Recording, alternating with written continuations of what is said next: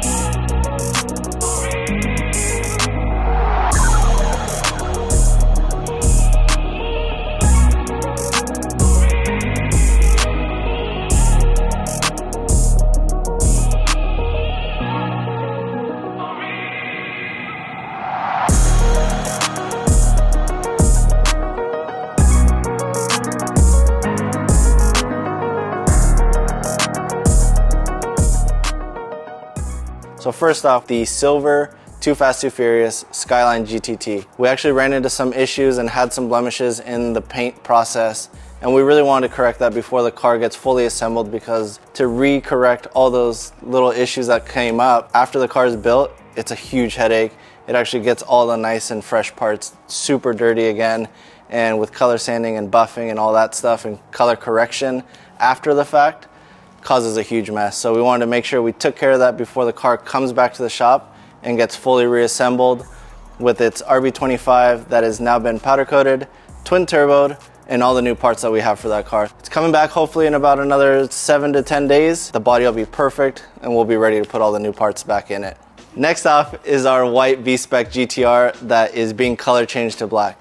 Because we were so swamped at the body shop on our end, we had to go ahead and commission fill at Autobahn.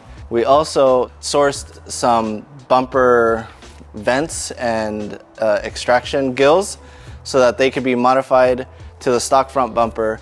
The client for that car really likes the shape of the stock front bumper, but wanted to have the provisions to have an oil cooler and a power steering cooler. If he decides to do a lot more track purpose oriented stuff, he has the provisions to go ahead and add a power steering cooler and also have the spacing for a large oil cooler, and also to allow that air to escape from the side gills of the bumper as opposed to cutting holes into the fender liners. So that's some of the process that's being done over at Autobahn. It's already been painted. It looks absolutely amazing. By the time that car comes back, we might actually have the interior completely refinished and ready to go back into the car as well.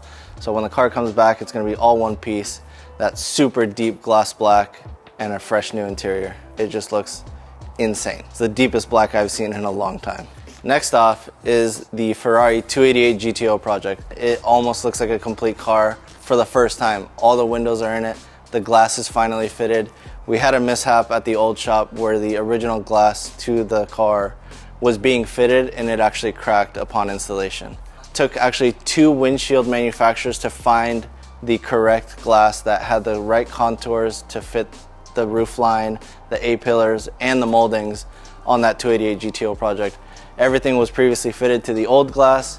We had to make sure that now we don't need to make any modifications to the windshield trim so that the new glass fits in properly. It's all glued in. It's once and for all full glass, side doors. All the trims are on there. Adrian's been making the center console adapters just so that way the 328 console fits over the 360 gated 6-speed transmission housing, and everything looks like it fits like it should. The car is on jack stands right now. We're going through all the final details, which is essentially what takes the longest to get to that finish line. He was able to wire everything back up, fired the car up for the first time in I don't know, probably 6 months since the last time we fired it up. No, when we moved it here. Oh no, it's October. Fired it up for the first time in 10 months.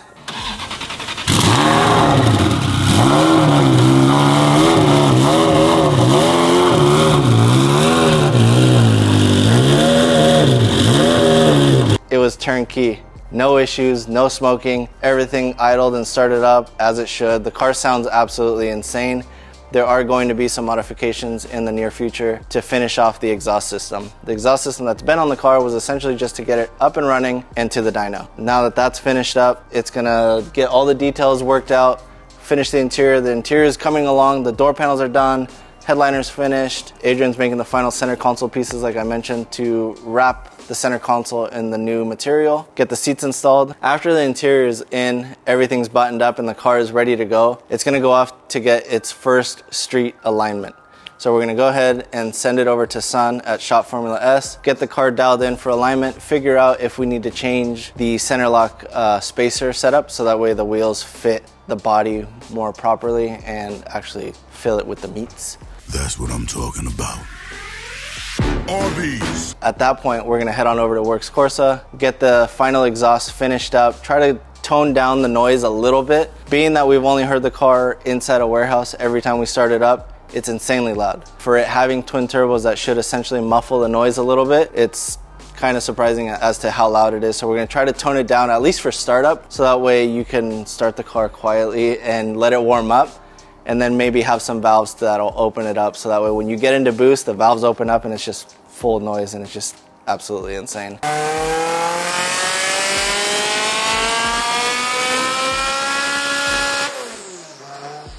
We're gonna go ahead and scale it also to see what it weighs and see how we can get the balance a little bit better. Being that the 360 Modena has factory coilovers, you can adjust the preload and get it corner weighted a little bit better.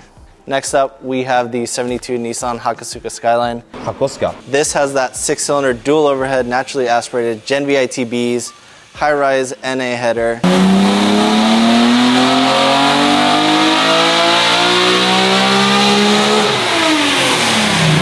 All the right noises, but we actually had a valve cover leak. The only reason we stopped driving the car was because that oil leak was directly on the exhaust header. We didn't want to cause a fire. We had to source out all the new seals for the valve cover, modify a point to be able to take off the existing valve cover because the head doesn't have any provision to like put a flat head to like try to prop it up or anything like that. So we had to figure all that out. A lot of these cylinder heads, engine builds, water manifolds are all made to order based on the specifics of each car. And our water manifold actually was going to be in contact with the new valve cover breather. So that freshly painted valve cover gets to stay that way because we have to make a new piece for the valve cover breather that then goes to the catch can at the front of the car. Thanks to Works Corsa for designing a new piece that'll work with an 8AN tube nut setup so we can run a hard line to the catch can and clearance that water manifold that is currently in the way. The factory piece, I actually have two of them because it's actually for the valve cover that came off of this, but we had to make our own. As always with one-off projects like this whole setup is extremely custom. It's nothing to be surprised about that it didn't fit. So we didn't want to modify the water manifold. It's easier to make the block fitting for the catch can, so that's what we did. And again, thanks to Works Corsa for just being like, hey, I gotta get this made. When can you do it? He's like, oh, okay, I'll design it and then we'll send it off and have it done. It'll be here next week, custom piece, ready for the catch can. After we get that new piece for the valve cover, and we can go ahead and powder coat that to match the valve cover, only because I don't want the raw aluminum look on the fitting, while everything else is so nice and OEM looking. Those catch can hardlines get finished. This car is finally ready to take its first test drive off of the dyno. We cut the dyno day short because of that valve cover leak. Had that never happened, this car would have been running and driving a long time ago. It's already been aligned by Shop Formula S. It's ready to hit the streets once we get that piece back. All right, on to the next car. This is our 1971 Cuda. It is going through all the extremities of the metal work right now. It has a lot of holes. All that shit needs to be cut out. We have a bunch of new parts and restoration metal from AMD. It's gonna have a new modern Hemi drivetrain with a 6-speed manual transmission, altercation front subframe that has adjustable upper and lower A-arms, Willwood brakes, power steering rack and pinion, and a Curry 9-inch rear axle. The interior is going to be done up similar in the fashion that our Roadrunner was, where we used RX-8 seats that are completely reupholstered to fit the classic interior of this 1971 Cuda. Currently, it's going through its metal work because this thing has a hell of a lot of rust holes. The trunk pan, rear floor pan, the roof skin, from what you could see, And all that stuff needs to be addressed before we start fitting it and lining up all the nice and new parts. A lot of stuff's been ordered for this car. The majority of the metal is from Auto Metal Direct. They are restoration quality metal suppliers for Mopars, so that's what we chose to go with. There's a lot of parts on this car that we are pulling off and that will be available for sale, such as the front seats, the door panels, all the original stuff that came on this car that is still salvageable will be available for sale. We're gonna put fresh new parts that are reupholstered and fit the look that we wanna go after. So there's gonna be a full video on introduction and the work being done to this car in the future, so keep an eye out for that one. The red 1975 Nissan Skyline Kenmeri has been put on the back burner. Because of the progression on the 288 GTO and the Hako are so close to that finish line, we really want to focus on those right now. This has been getting some upgrades because the valve covers did come back in that transparent gold candy and they look absolutely amazing in the engine bay of this car. For now, this is on hold. That's the only update for this car. Once those two are finished, we'll jump back on this and get it going. This is my 1972 Datsun 240Z. We have a full video plan for this and the whole backstory of how this car came to be, why it started, why we even bought it to begin with, more history on what my first car was and all the shit that happened back then. This car that you guys have seen in the background is actually a client's Datsun 510. It has a Nissan FJ20 engine with twin carbs on it. Those carbs are being sent out currently. When Adrian was draining the oil and draining the fluids, he did realize that there's actually coolant in the oil when we drain the oil pan. That's a problem. So we have to dig in more deeply into the motor, but in the meantime, I've been acquiring all the parts so that he can go ahead and do the rack and pinion conversion that the customer wants. It is actually going to be using a Toyota MR2 AW11 manual rack. The factory AW11 inner and outer tie rods don't work for this setup. We had an idea as to what car the parts were for, but I had to narrow down the years. So it is a Cressida inner and outer tie rod to work with the MR2 AW11 rack that has already been rebuilt and it is actually waiting to go into this car. I acquired some of the parts from Excessive Manufacturing in terms of the joint that grabs the rack and also the DD shaft that goes to the steering column that gets welded on so that everything works together. So it has a joint on each end and it can be fabricated into the car. So we got new rack mounts, rack straps, rebuilt rack, and we have to figure out what the f***'s wrong with the engine. Last car we're gonna give you guys an update on is this 1965 Ford Mustang Fastback. It is a factory A-code car, so it had a 289 originally. This car actually has a dart block, trick flow heads, and a whole bunch of new parts. We still have to figure out what else is done to it. We do know that the suspension is actually Cortex Racing. It's got the SN95 billet knuckles, the Stop Tech front brake kit, jung blowed 3-piece wheels all around, the 8.8-inch rear end from a newer generation Mustang. We're not sure of the bore size, but we do know that the base manifold is actually a 302 style, so I would assume that this is possibly a 347 stroker. We're gonna try to get the rundown from the previous owner or the previous shop that this was at. We're not sure if this is gonna be a future project, but if it does become a future project, this is going away first. Bye, get out of here. No one wants that shit. If these heads are ported to the moon and it's got the dart block with a big bore, this intake manifold will actually choke this engine setup. Ow! What the hell? That really hurts! No, it doesn't. I do it to my son all the time. You strangle your son? That's insane! Shit. This engine setup has a brand new Holley HP or Terminator engine harness. We're gonna figure out which ECU we choose with this one because we're already familiar with the HP EFI as that's what's running on our 1970 Fast and Furious Dodge Charger. Again, keep an eye out for a future video on this car. It's not gonna stay this color. It is originally supposed to be this, but we don't like it. We prefer something different and might go back to the old Trans Am racing days. Hopefully we can do some side pipes because this thing would sound sick ripping up to 7,500 RPM with a side pipe. Ferrari. Ferrari! That's gonna cover all our shop updates and what's been going on behind the scenes, why you don't see so much progress on some of the other cars because they are actually being finished off site. We ran into some issues. We're taking care of those issues before the cars come back. We're really trying to make a lot of progress and get this car roadworthy once and for all. Get it aligned, put it out on the street, Everyone needs to see this car in person. It's absolutely amazing. You rarely ever see 288 GTOs to begin with, let alone 328 GTBs. This is our main goal right now and our priority to get this car finished. Thank you guys for watching. Don't forget to like, comment, and subscribe, and we'll catch you guys later.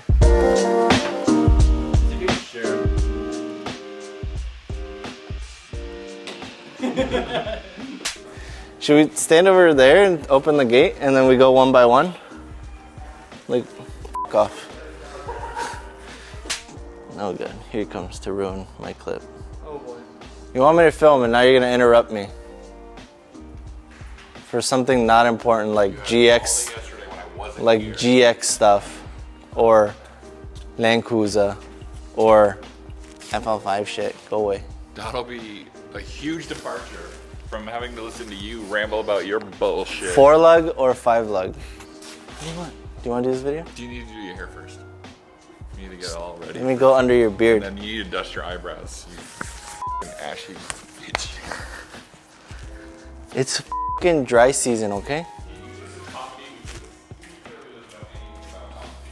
No, go back over there. Let me.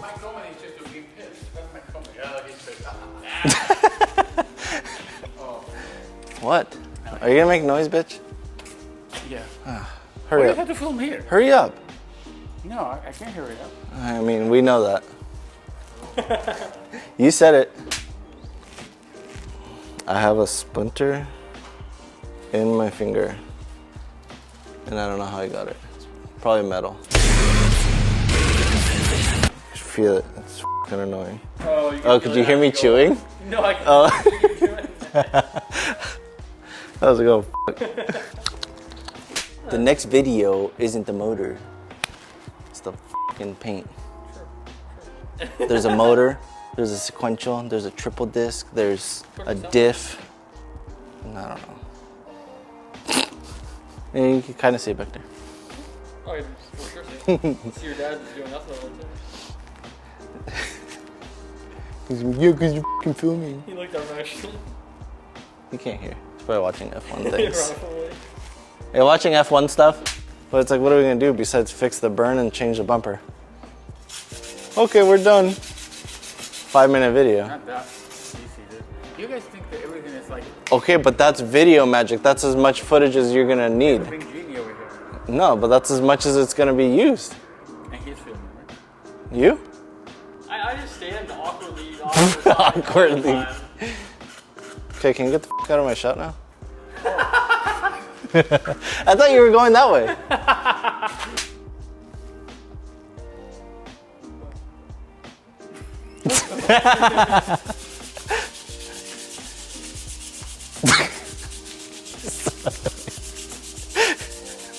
I turned around.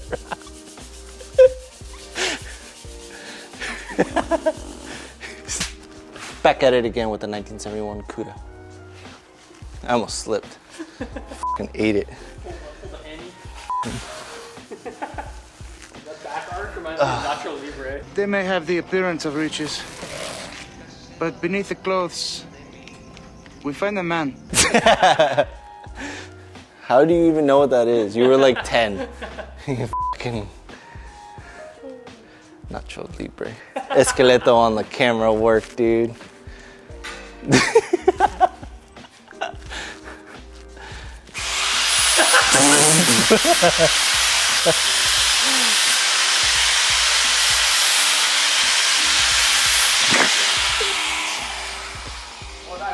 He doesn't want to be on camera, but then he does funny shit. When I left like 30 minutes ago, you were filming in front of the same car. Is it just a video about this car?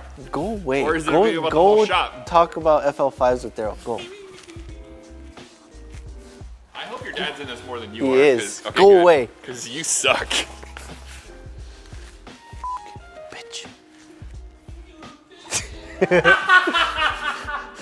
This engine setup is actually set up. This is setup. Fucking bitch.